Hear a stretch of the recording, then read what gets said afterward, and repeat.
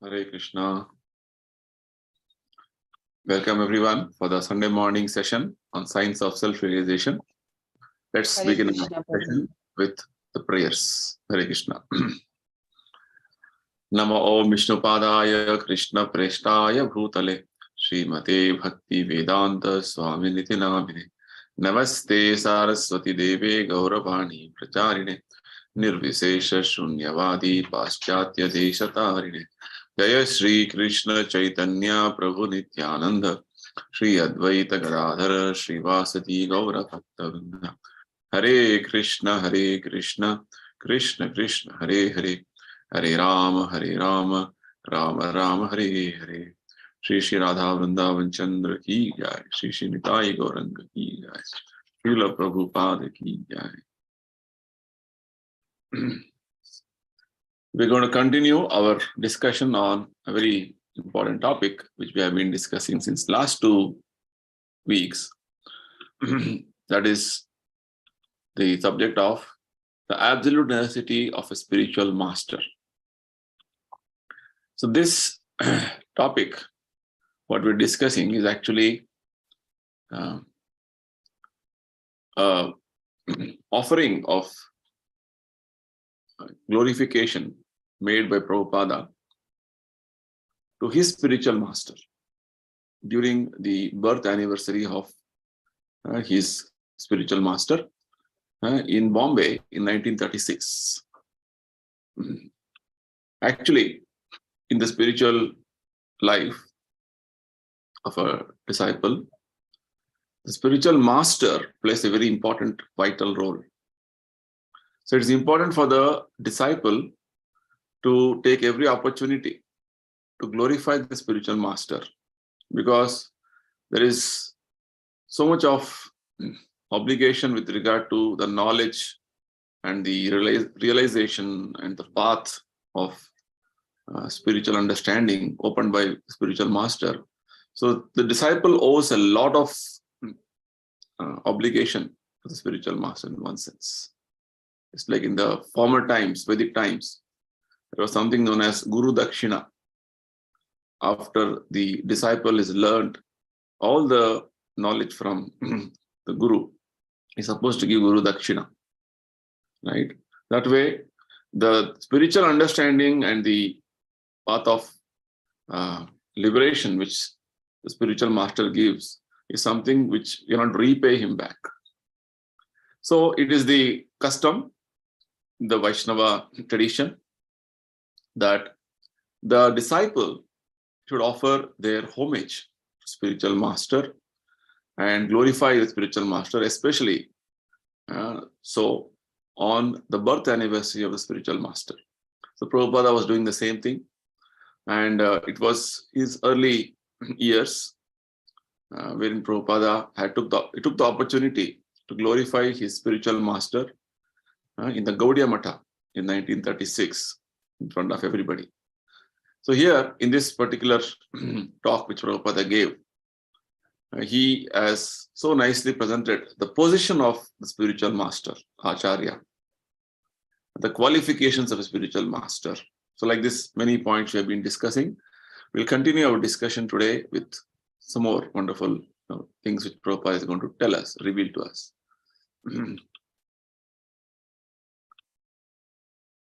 So all these discussions we are having only by the inspiration of Srila Prabhupada, who is our guide and our master for our journey in spiritual life. So in the previous 2 sessions, part 1 and part 2, we have discussed the following: Guru's exalted position, and Guru is not an ordinary person. He is a confidential associate of Lord Krishna, right? He is to be respected as much as Krishna only, because he is delivering Krishna to the disciple. And Guru is one and he cannot be two.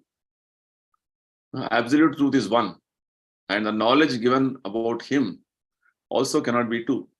So Guru is that via media, transparent media, who can give this knowledge to all of us. So he cannot be, or somebody may say, I have my Guru, you have your Guru, all of us have different opinions. No, it cannot be like that. Guru principally means only one. It means his opinion cannot be two. That's the point.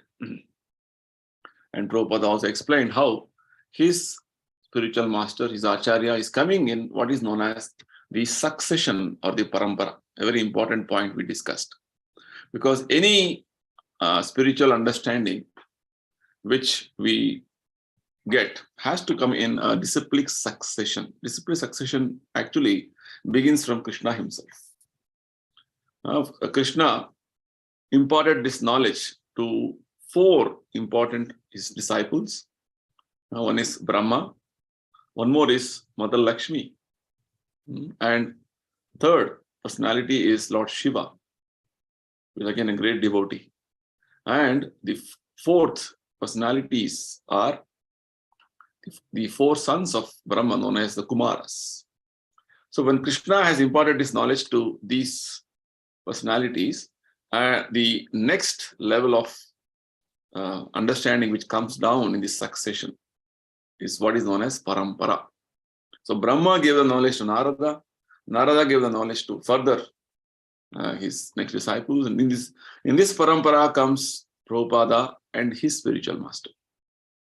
Similarly, there is the knowledge given to Mother Lakshmi. The main acharya of that parampara is Ramanujacharya. Likewise, in the Lord Shiva's, Rudra Sampradaya, which is called, the main acharya is called Vishnu Swami. And in the Kumaras, the four Kumaras, Lord Brahma's sons, they got the knowledge, and that parampara is called Kumara Sampradaya. And the main acharya is called Nimbaraka Acharya.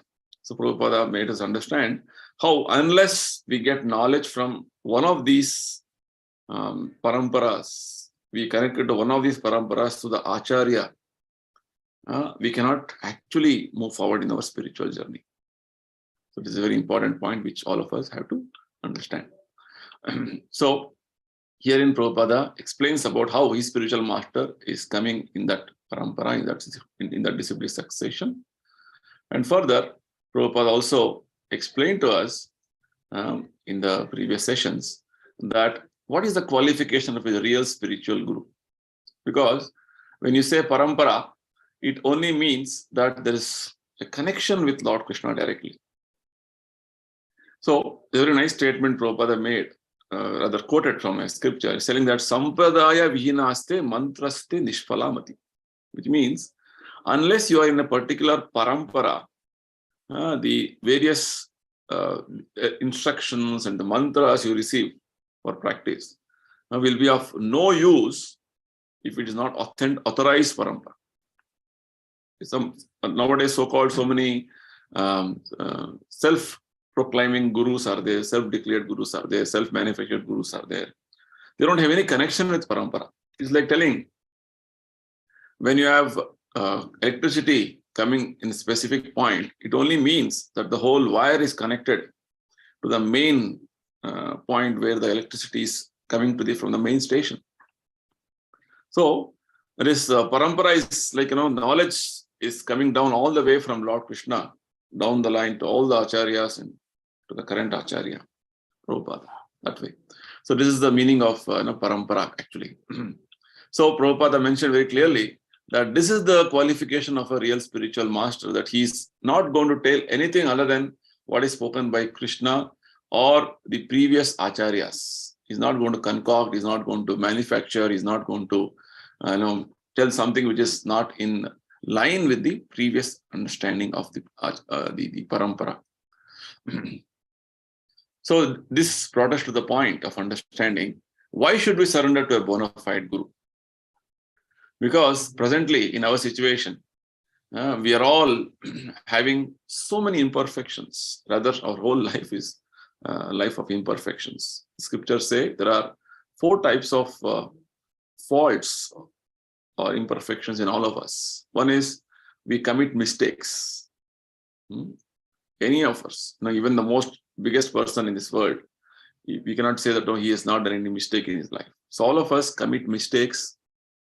All of us are having imperfect senses. Our senses are limited, having limitations with regard to seeing, hearing, and many aspects. We have limitations in our sense perception.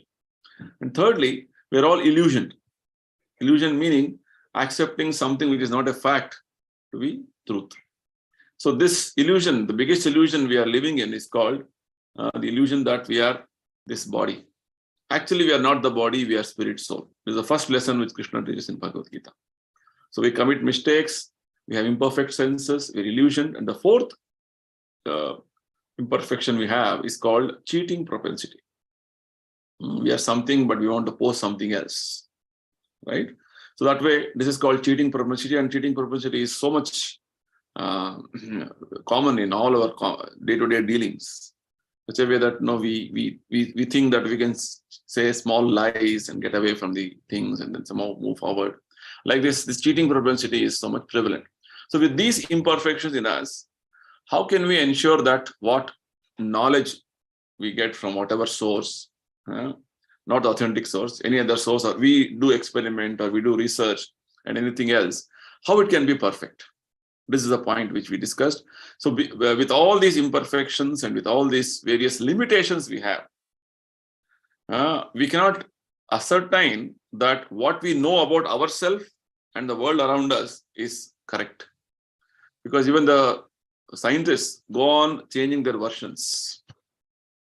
Even for that matter, any gadget will have an updated version of some things which we need to know about that particular gadget, which means they don't know perfectly how the gadget will function, because it's all after all manufactured by humans, which are imperfect.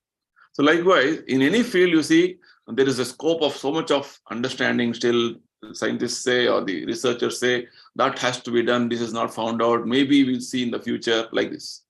So this being the case, what about our existence, our the purpose of life, the value of life, the meaning of life? This, if you go on speculating and trying to figure out what is what, then how will you actually get a proper understanding? Right? This is the point which Prabhupada tries to make. So for this reason, we have to approach a bona fide spiritual master.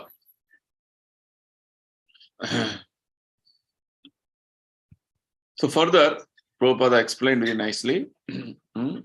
This brings us to the point of what is the difference between the modern civilization and the Vedic civilization. How the Vedic civilization was all structured around a very basic understanding about the soul and its progress towards spiritual path. Whereas the modern civilization is all centered around bodily comfort. There is no idea of understanding of who we are actually. All of us are misidentifying ourselves as body. This is the modern civilization life, and we're always struggling and trying to make our life more comfortable. But whatever we're doing, we're always failing, right? Because we have missed the main point that as spirit soul, we have to strive for spiritual progress, spiritual advancement. Right now, we're entangled in the material world.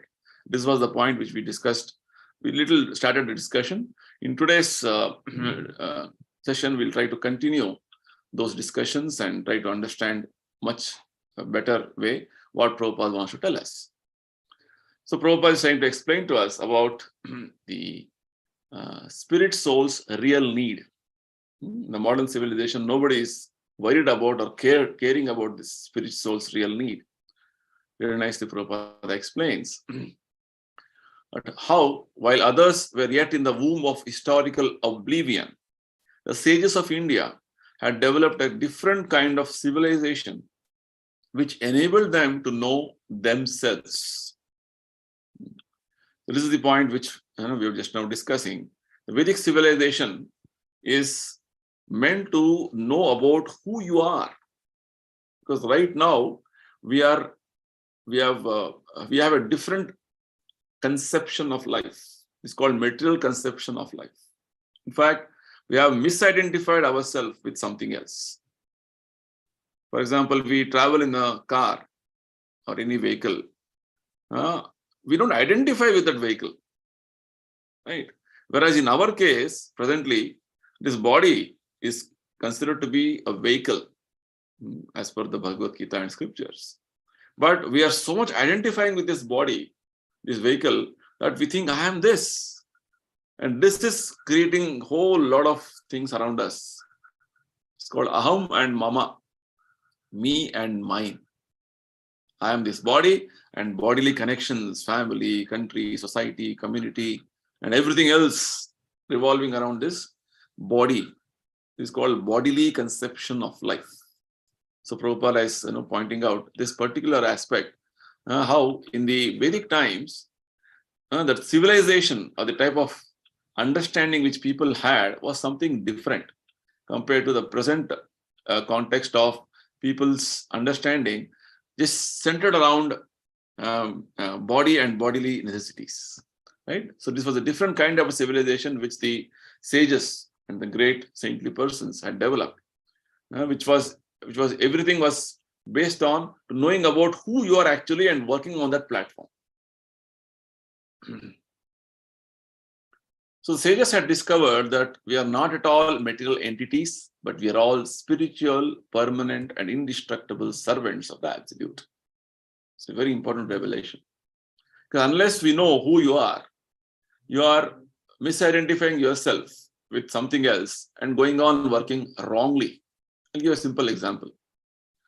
Say, for instance, you are a merchant or a person who is having a shop. On one particular day, you don't go to your shop, but rather you are gone to some other shop and sitting there, and whole day you're working in that shop, like how you do your dealings in your own shop. Whole day you do that, and at the end of the day, you come to realize, oh, this is not my shop. I just entered this and I'm doing the whole business like the way how I was doing in my shop. So what will be a situation? You think, oh, my one day is wasted. That is what is happening with us presently. We are thinking we are this body and working and acting in a way whole life that taking care of my body and bodily connections is everything. Right? And in that way, we go on in our life, whole life, from birth to death, misidentifying ourselves as this body. Yes, it doesn't mean that we need to neglect some duties, what is very much essential, but not that we also misplace ourselves or misidentify ourselves. That is also important. Right? So we do our duties and also do our prime duty that we are spirit soul. That is the point. This is what the Vedic civilization was teaching us and has given us all the understanding so perfectly. So we are spiritual, we are permanent, whereas the material existence is impermanent. That's what is the whole basis. Sat and Asat. Sat means it is going to exist forever. What is going to exist forever? You are going to exist as spirit soul. Whereas the body is Asat. It is impermanent. This is what the sages have discovered. That we are not matter. We are spirit. We are indestructible. Right? So Prabhupada further elaborates on this very nicely. But because we have, against our better judgment, chosen to completely identify ourselves with this present material existence, our sufferings are multiplied according to the inexorable law of birth and death, which is consequent diseases and anxieties. Very nicely Prabhupada is explaining how, because we are misidentifying ourselves with this body, the problems have only enhanced or increased, multiplied. It made our life more complex.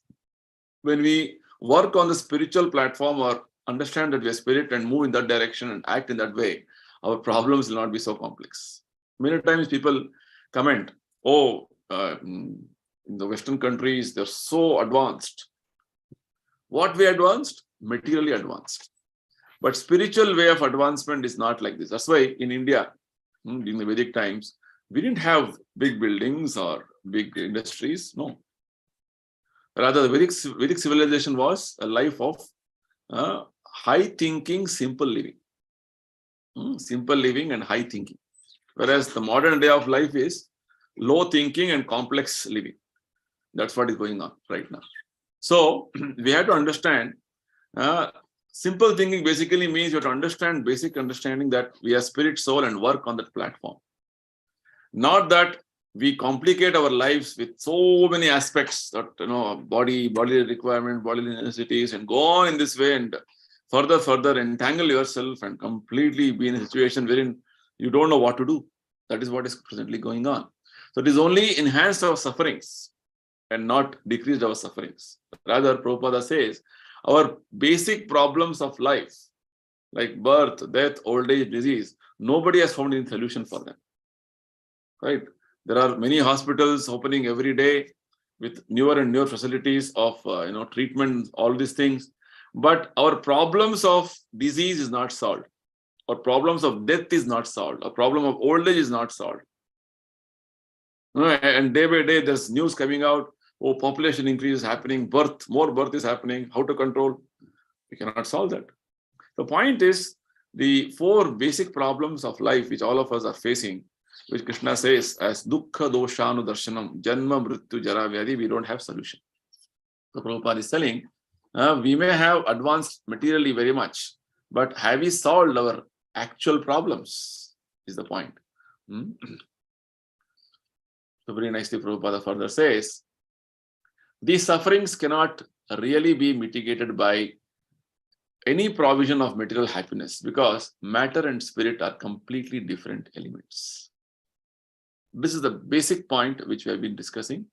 Matter means this body, and the spirit soul within the body, which is actually different, of different constitution. They are not same. It's like oil and water. They don't mix, right? So even though the spirit soul has taken a body because it has so many desires to enjoy, so Lord Krishna has given a facility to enjoy through this body, but we are not this body. We have been changing this body life after life. Many millions of lives we had like this. So Prabhupada is giving a classic example, which always he gives. It is just like if you took an aquatic animal out of water and put it on the hand, supplying all manner of happiness possible on land. Right?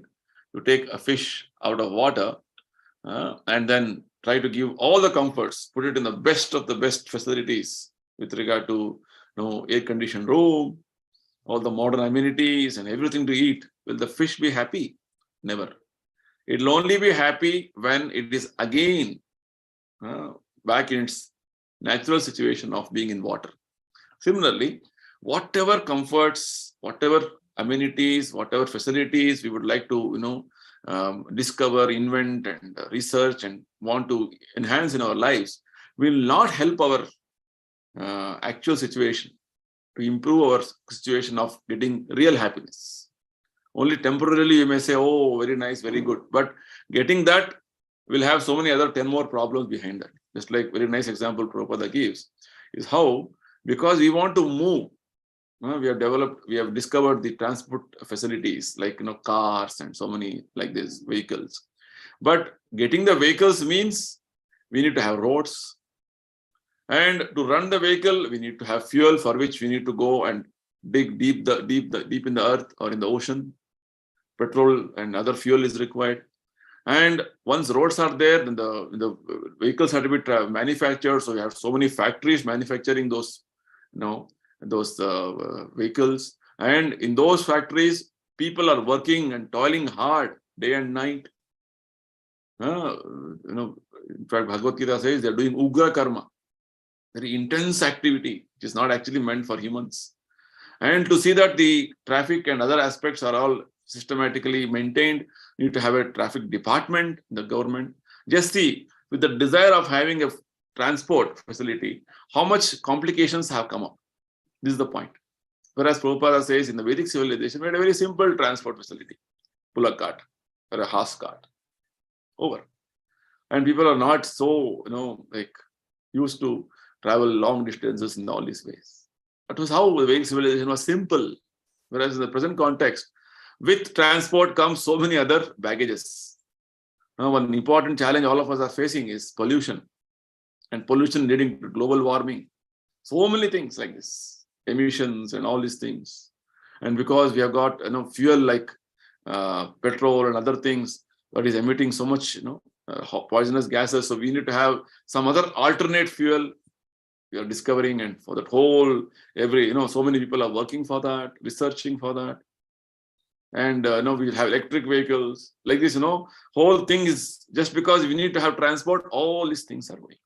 Just see the complications. We are not directly, rather, we are not denying that transport has not brought any any advantages, but rather look at the disadvantages also, which it is bringing. And with the advantage what it brings, if it is used for progress in bhakti, very nice. Like Prabhupada went all over the world in the flight and preached Krishna consciousness. That was the best way to use the transport. Because after all, everything what we are seeing as facilities and different arrangements is Krishna's, Lord Krishna's arrangement. If they can be used for Krishna's service, that is the best thing. If they're used for something else, it will only become a headache, a complication and entanglement. That's the point. So here, very nicely, Prabhupada is giving the classic example of a fish out of water. Whatever comforts you want to give it for the fish on the land, it cannot be satisfied. The deadly sufferings of the animal are not capable of being relieved at all until it is taken out of its foreign environment. Right? Whatever other comforts you want to give. Similarly, in the material world, whatever arrangements you are trying to make yourself comfortable materially is not going to be successful. It's always going to be a failure. That's the point. So basically, spirit and matter are not compatible. They are completely contradictory things. Right? All of us are actually spiritual entities. All of us are actually spirit souls. This is what the Bhagavad Gita is teaching us. We are not matter. We are spirit souls. But we have got a body right now. We cannot have perfect happiness, which is our birthright, however much we may meddle with the affairs of mundane things. This is the important realization all of us should have. We are trying to be happy in the material world in different ways. Various ways we are trying. Actually, being happy is our birthright. That is how our spirit soul is. Spirit soul is Satchidananda. But we are trying to look for happiness in a wrong direction. Just like the fish, whatever you do when it's out of water, taken out of the water, it cannot be happy. Likewise, our spirit soul requires spiritual happiness. And we are trying to give material comfort, material happiness. It cannot be happy. Perfect happiness can be ours only when we are restored to our natural state of spiritual existence. This is the point. So, unless we come back to our original situation of spiritual existence, that is, in the spiritual world, we are all supposed to be the spiritual world. But due to our desire to be independent of Krishna and enjoy his world independently, we are in the material world. This is the reason which Bhagavad Gita Krishna gives us. It's like a simple example will make us understand this. We are living like normal citizens without restrictions and whatever rules we are following with the law, the government imposing on us. But when we violate government rules, what happens? We are put in a prison. Right? We are imprisoned and your movement is restricted. Likewise, when we violate, or rather we don't want to follow God's established rules, we are imprisoned in this body. Right? And the imprisonment will continue as long as you don't realize, I am part and parcel of Krishna, I have to serve Krishna. That is my real situation. Everything Krishna has given, whatever my body, everything is Krishna given. Let me use it for Krishna's service. That is the level of realization one has to come to.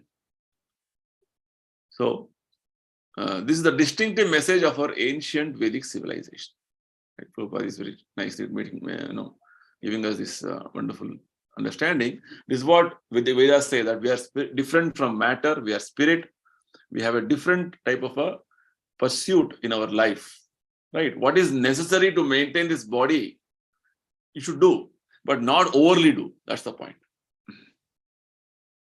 This is the message of the Gita, and this is the message of the Vedas and Puranas, and this is what all the spiritual masters want to give us. Prabhupada is very nicely coming to the point. It's the message of all the real acharyas, and especially our present Acharya Deva, Srila Bhakti Siddhanta Saraswati Thakur. He also giving the same message. Right? So this Acharya, Prabhupada's spiritual master, is coming in the line of Chaitanya Mahaprabhu.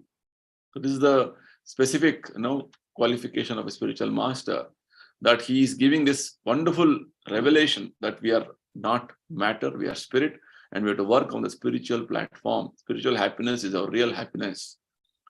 So this brings us to the next point of discussion, why it is so important to hear from the spiritual master, Acharya Deva. Right? Because the knowledge which the Acharya is going to give us is so important for our awakening from our deep slumber. So let us hear what Prabhupada wants to tell us.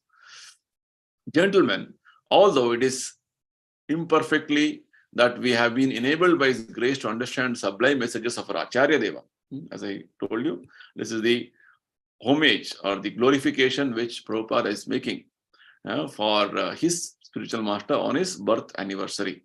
So he's addressing the gathering there, August gathering, and he's telling that how the grace of our Acharya Deva has enabled us to talk all these wonderful things. His Acharya's name was, Prabhupada's spiritual master's name was Om Vishnupada Paramahamsa Parvajakacharya Sri Srimad Bhakti Siddhanta Saraswati Goswami Maharaj. This is how the spiritual masters and the acharyas are addressed in that way, with very respectful, and respectfully. We must admit that we have realized definitely that the divine message from his holy lips is the congenial thing for suffering humanity. It's a very important point Prabhupada is telling, that we have to understand that because of the mercy of spiritual master, how the mercy comes through his wonderful messages he gives to us. Prabhupada is telling, we must admit that whatever the realization a disciple is having is all because of the message and the instructions which the Acharya has given us from his holy lips. And it's such a wonderful message that it is going to cure all our sufferings, take away all our sufferings. All of us should hear him patiently. If we listen to the transcendental sound without unnecessary opposition, we shall surely have mercy upon us. So why we should hear Acharya's words is that, and how we should hear is what Prabhupada is telling us. First of all, we should hear him patiently, because that sound coming out from Acharya's lips are transcendental sound. They are not ordinary sound. And that sound has a potency to save us from this material suffering. And that sound itself is a big mercy on us. Right?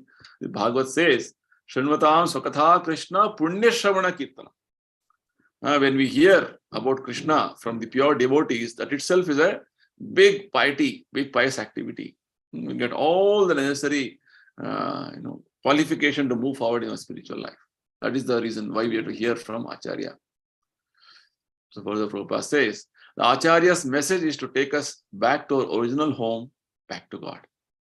That is the only purpose for which the spiritual master has come on behalf of Krishna's mission, and is trying to spread the message to all of us. And his only purpose is how to give us this wonderful understanding that we have to go back to spiritual world, back to Godhead. Let me repeat, therefore, that we should hear him patiently. Patiently meaning, in the present context, what is happening is, we don't want to, listen to anything else. What is good for us, what is good for incense, what is good for my sense gratification, I want to listen. I want to hear. I want to be very attentive. Patiently basically meaning being attentive to what you are hearing. Right? That is the meaning of patience. You lose patience as soon as you hear something which is not good for you. Right? And you will not even give attention to that. Okay, something is going on. I don't want to. Listen. So this is our present situation. So patiently hearing basically mean giving full attention for everything, for every word what the Acharya is telling us. Whenever we hear from a pure devotee, Prabhupada and the Acharyas, we should hear like this, patiently. Patiently means with full attention. The point here is whether we understand what is being spoken from the Acharya or not doesn't matter. But the sound has the potency. The transcendental sound has the potency to bring in the transformation in our heart. That is why patience hearing is required. And repeated hearing is required. Every day you have to hear. In fact, the scriptures say, Nityam Bhagavata Sevaya. Which means every day we have to hear from a pure devotee about Bhagavata. Such an important instruction, you see. Why? Because this patient hearing, because we have lost impatience. Why impatience? Why? Because we are so much engrossed in sense gratification. Oh, this is good for me, I have to do this is good for me. So our mind is always agitated. Agitated mind is not having that calmness, peacefulness to hear. Patience basically means calm and peaceful to understand the purpose of life, understand the meaning of life, understand the value of life. That's the point. So Prabhupada is repeating this important aspect that we have to hear patiently from the Acharya. And by doing this, what will happen? Prabhupada very nicely says, follow him in the measure of our conviction. Right? Once we hear, not that everything we understand immediately, because our contamination is so thick in the heart. Slowly, when you hear, that hearing itself will start clearing or either cleaning our heart. That's what is going to happen. That's why it is so important that we chant Hare Krishna, we hear attentively, and when we hear from Acharya, we hear attentively. Because once you start hearing, your conviction level goes on increasing. Conviction basically means your faith, your Shraddha goes on increasing step by step. And with this, what happens? Prabhupada says, we bow down at his lotus feet, releasing us from our present causeless unwillingness for serving the Absolute and all souls. Right? So this will enable us to move forward in the journey of spiritual life, because right now we don't have that very wonderful attitude of going and serving great devotees, great acharyas. Whereas when you hear from pure devotees, you get the right mood, right attitude of serving pure devotees. And the scriptures say, Bhagavatam says, only when you serve pure devotees, your path of liberation is opened.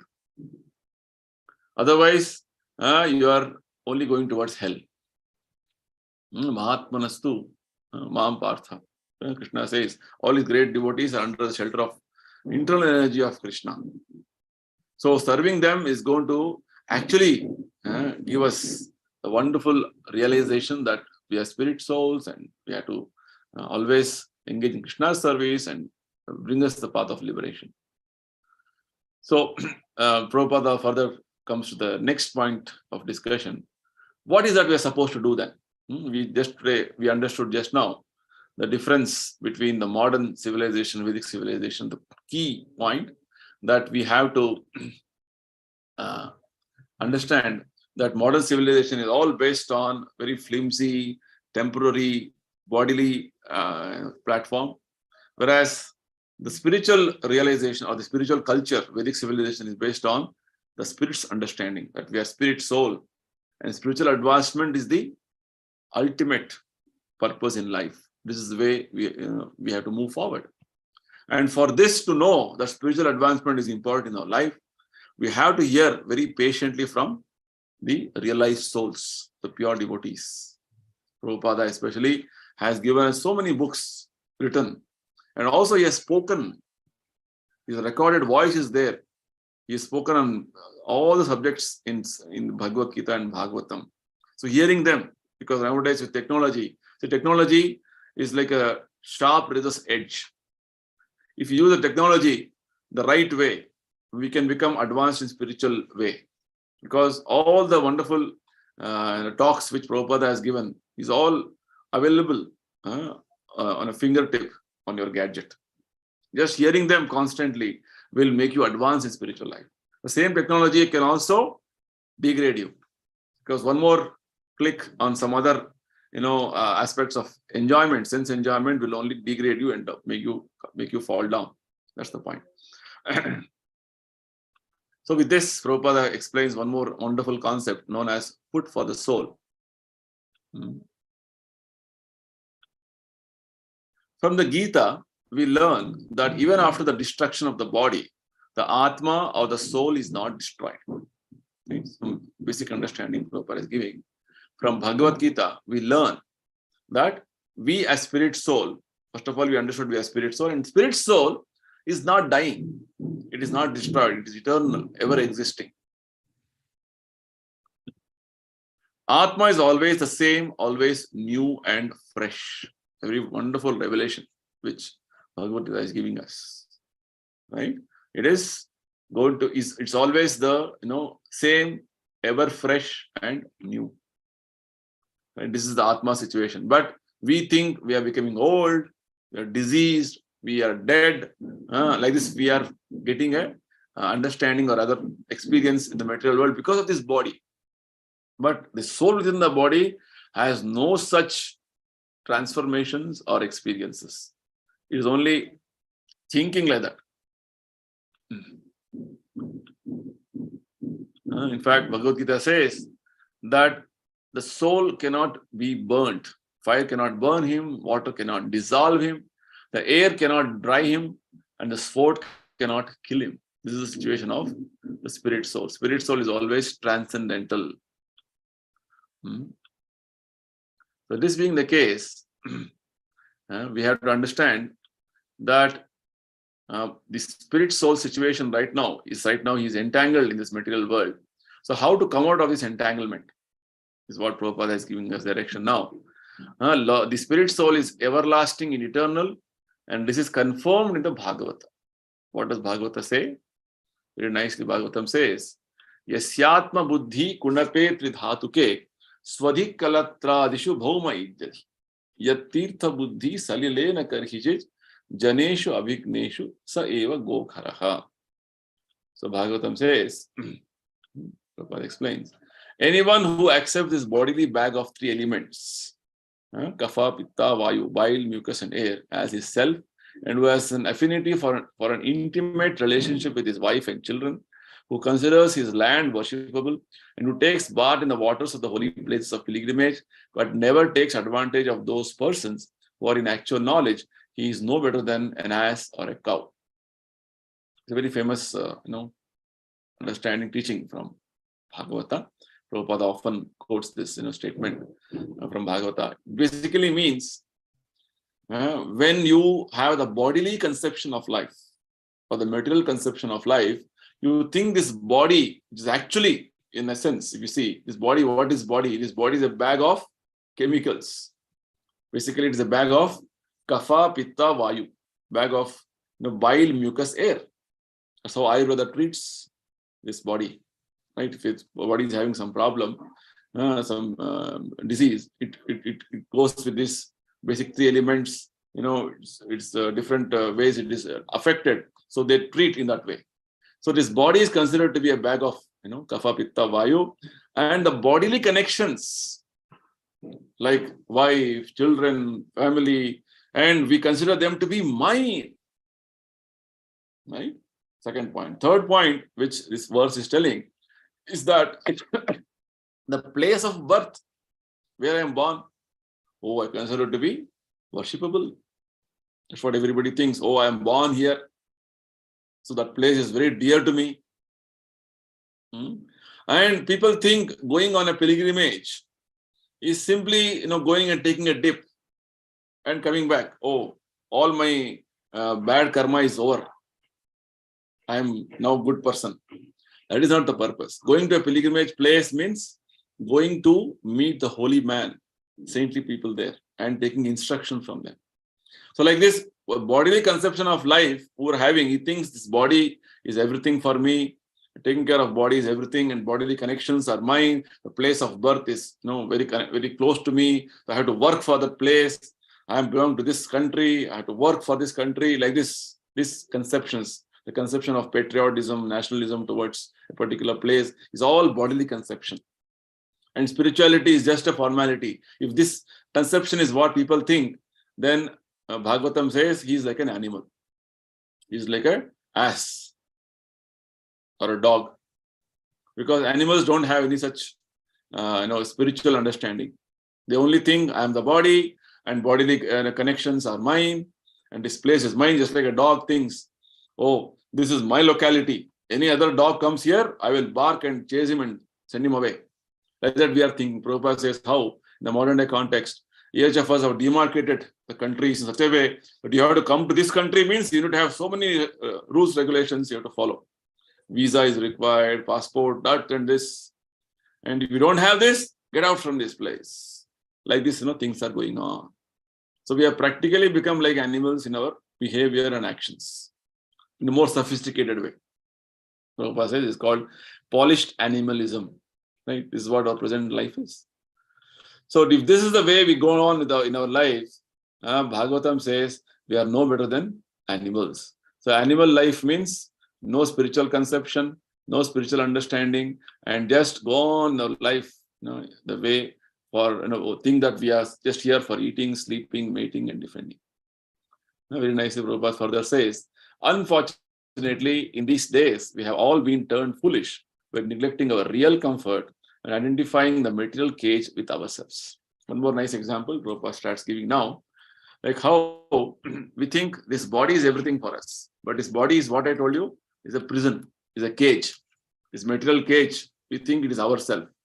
When we go on in this cage or the prison, we live our life. We become so foolish, and this cage comfort and this cage well-being is what we think is everything in my life.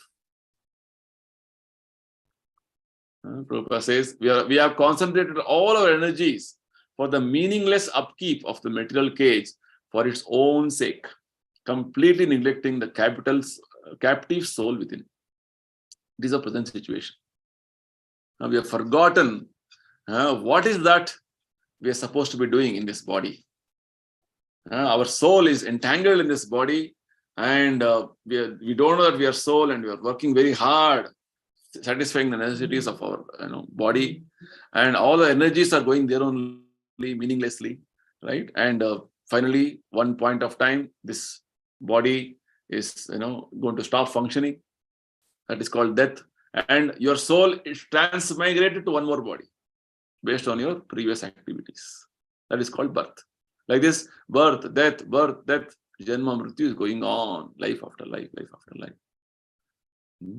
Prabhupada says the cage is meant for the undoing of the bird. The bird is not meant for the welfare of the cage, right? Actually, the cage is just meant to captivate or rather keep the bird captive in that cage, right? Not that it is meant for the welfare. It's not a good situation. If you are also imprisoned in this way, physically in a room where you can't even move around, it will be like a big torture, right? Similarly, this body in one sense is a torture for us. We have to understand this point. In one sense, actually we are spirit soul, we are free, completely free. So Prabhupada says, let us therefore deeply ponder over this point. This is what is required. This is called food for the soul. Soul has to contemplate, has to understand the purpose of life and accordingly act. Right now, because we are not gone into depth of these subject matters, we are just superficially going on, artificially going on, misunderstanding something else to be something else. All our activities are now turned toward the upkeep of the cage. And the most we do is try to give some food to the mind by art and literature. Right? So mostly we are very busy in taking care of the body and bodily comforts, right? And at most, Prabhupada says, at the mental level, you want to have some nice poetry, nice literature, and some music and some dance, art, literature like this. We want to satisfy ourselves. We think this is life.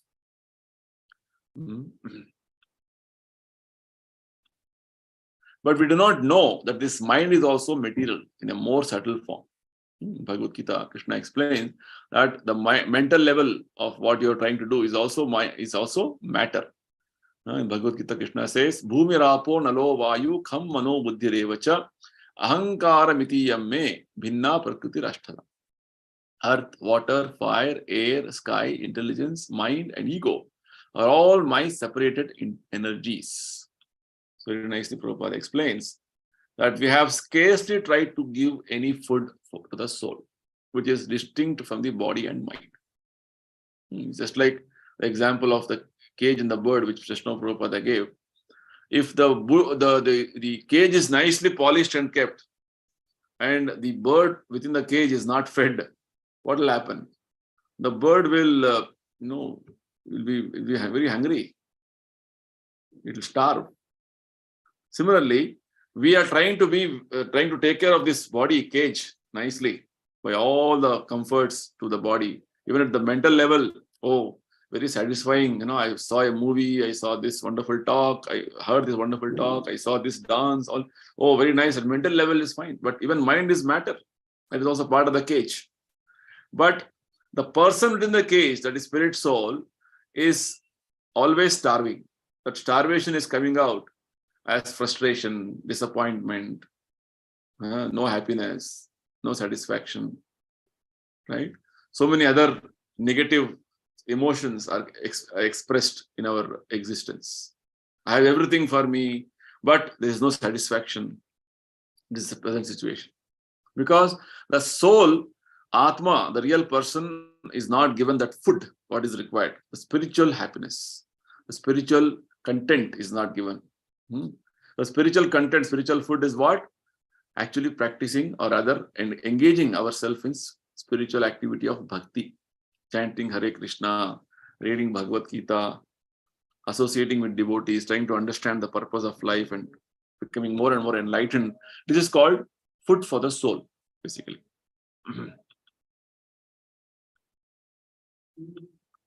Very nicely Prabhupada further says, therefore,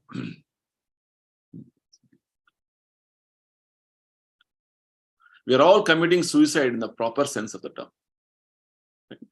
We are trying, actually what is happening, we are making the soul starve so much, torture it so much. One sense, we are committing suicide. Because we are not giving the real food for the soul, what is required for the soul. The message of the Acharya Deva is to give us a warning to halt such wrong activities. So, the spiritual master is actually giving us an instruction to us to wake us up, give us a warning. What are you doing? You are simply caring for your cage, prison. Don't worry, don't too much bother about the cage. Take care as much as required, but real care should be for the soul, right? For the Acharya gives us the instruction. Very wonderful revelation which Acharya wakes up. So let us therefore bow down at his feet for the unalloyed mercy and kindness he has bestowed upon us. For this reason, we are supposed to worship the Acharya, because he has awakened us from that deep slumber, deep ignorance, which otherwise we were not at all aware. And like this, we have been doing this for many millions of lifetimes. And the wonderful mercy of Acharya, his words, when we are heard patiently, this will awaken our real understanding that I am spirit soul. So very nicely Prabhupada says, this material body is actually a bad bargain because it is prone to suffer. But we must make the best use of this bad bargain. That means to always be engaged in service of Krishna without fail. Is the point. Because we have been using this body for material gratification, sense gratification, bodily gratification. It will only further complicate our lives. It will only entangle further our existence here. But the same body is used for spiritual activities. And what happens? It is going to give you spiritual gain. That's what Prabhupada says. Make best use of a bad bargain. This body is a bad bargain. But make best use of it is by using it for service of Krishna. Just like, you have somehow landed in a very bad deal with somebody with regard to purchase of something. Negotiating.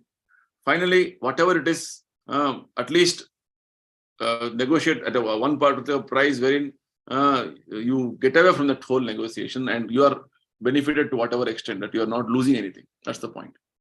So the best use of a bad bargain with regard to our body is to use it for Krishna's service. So Prabhupada is further addressing that gathering there, where they all assembled to glorify his spiritual master. Gentlemen, do not for a moment think that my Gurudeva wants to put a complete break on the modern civilization, an impossible feat. So Prabhupada is again trying to tell us, our spiritual master doesn't want to tell that everything what is going on is wrong here or everything you have to stop. Rather, he's pointing out the mistake in the activities what we are doing. Because what is all going in cyclically, Lord has sanctioned all these things, but you misuse it and not use it in the right way, utilize it properly. That is the wrong thing. But let us learn from him the art of making the best use of a bad bargain. The spiritual master teaches that art, that wonderful skill with regard to how to make the best use of a bad bargain, how to use his body, which is yours, for Lord's service. Because you cannot simply speculate and concoct about how to use this body for whatever way to advance his spiritual life. It has to be from an authority. That's the point. But art, for that matter, any art or any skill or any learning, we have to learn from a teacher. And let us understand the importance of this human life. Right? When we hear from a spiritual master properly, we understand the importance of human life, and this will enable us to move forward which is going to be fit for the highest development of true consciousness. Is actually Krishna consciousness. Right? The best use of this rare human life should not be neglected. Like this, Prabhupada is going to continue with this further discussion. For today, we will conclude here, and we'll continue our last portion of this discussion in our next session. It's very interesting and very wonderful, revealing things about Acharya's necessity in our life, right? So in that way, we need to move forward in the spiritual journey, and to move forward in the spiritual journey, the guide we want is the spiritual master. We have to take his shelter and hear from him patiently is what we have understood. We will understand more in our next session and conclude this session. But today we will close here. Anybody has anything to ask? Any specific question?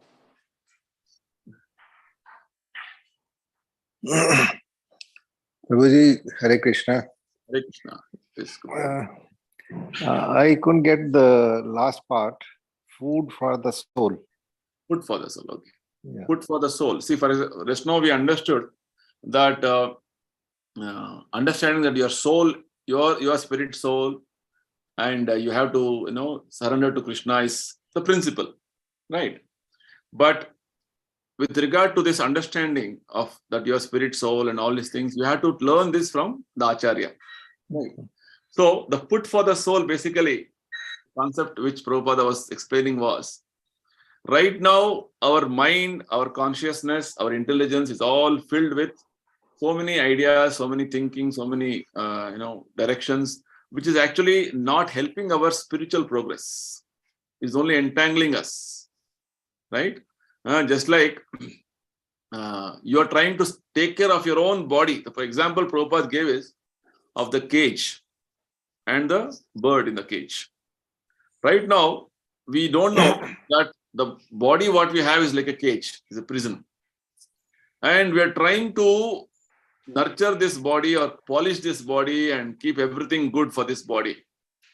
Forgetting the need for the soul, the real food for the soul. That's the point. The food for the soul is spiritual activity. That is being neglected right now from our side. So, just like the bird in the cage, only the cage is nicely polished and shining and everything, but the bird is not fed every day. What happens? Starvation starts. We are ignoring. Ignoring. That's the point. Yes, that's Because right. of We ignoring, should- the ignoring of the soul is what is coming out as frustration and Mm. disappointment and emotionally depressed and so many aspects in our life. No satisfaction. Heart of heart, nobody is satisfied. Right. Why? Because soul is not given the food Mm. what it requires. That food is only possible when you connect with the Supreme Soul, Krishna. Just connection, that energy will flow. Just like Right. Hare Krishna mantra, when we chant, we connect with Supreme Krishna, Supreme Soul Krishna, and that spiritual energy flows. That is the food for us, for our soul. Just like the food for your mobile when it is completely discharged. What is the food? You connect it to the socket. Socket, right. And the energy flows. Like that, when you chant Hare Krishna, when you perform devotional service of hearing Bhagavad Gita, hear from pure devotees, that is the food for the soul. So, That's the point. So when you do right. this, then the soul gets charged, is happy. Any situation, fine, whatever. The situation comes, I'm happy. I have to only do devotion to Krishna. This realization will Right. come to understanding. And this will be very Yeah. happy. And another thing is, about paramparas. Yeah. Now, in the second chapter, Bhagwan says, tells Arjuna that first time I gave knowledge to Sun Devta. Why Vaswan? And then he gave it to his son Manu, Yes. and then he gave it to Ikswasku. Ikshvaku. Okay. Yeah. So that is how that continues. Okay, this coming down. Yes. Now, this sequence and the four sequences which you mentioned, Okay. are they different or it is one part of the same? Okay. So let me tell you, the sequence which Krishna is giving in Bhagavad Gita. Yeah. Again, an example of how Krishna can give knowledge to anybody. Right. Fine. He is Supreme Lord. But the four paramparas which I mentioned is the current running paramparas in the present day situation. Oh. It's like, Vartaman. Okay, presently, these are the four paramparas we know, and which is going on currently in the present human society. Yeah. Apart from this, Krishna is unlimited. He can give instructions to anybody, anytime. Right. That example of giving knowledge to Sun God, Krishna gave to make us understand how Krishna has been imparting this knowledge repeatedly to many great personalities across the creation. And Krishna gave this example to make us understand again, this knowledge, what was given to Sun God millions of years ago, appears to be lost because Parampara is lost. that question of the kings who were supposed to carry forward this responsibility, they have forgotten. Yeah, Rishi King, yeah. Because Arjuna, you are a Kshatriya, I am giving this knowledge to you. So this example to set in, Krishna gave this wonderful, the experience of giving knowledge to Sun God and how the kings in the former times, they used to follow this. This is called Raja Rishi Parampara. Raja Rishi. Raja Rishi Parampara, which was the system and custom in the Vedic times. So my doubt arose. We cannot limit Krishna to only this. Then four paramparas, what I mentioned, is the present situation in the Kali Yuga, wherein this knowledge was given. We are talking about some other, Yuga and some other, cycle, some other time scale, which is actually remote, beyond our imagination. That's the point. Right. Now, my doubt arose because when Bhagavan is telling Arjun, before you, I gave it to Sun Devta. Okay. That is how. The point is, Lord is all powerful. He can. That is true. That is true. And it so happens. What happens? Material world means anything you do, it slowly deteriorates. That's what Krishna says. That's true. That's true. Sense of time deteriorates. So Krishna has to again and again keep giving the knowledge. Yeah, very true. Very true. Fine. Perception changes with passage of time. As it goes down, again people forget and Yes. dilute. Fine. Thank you so much.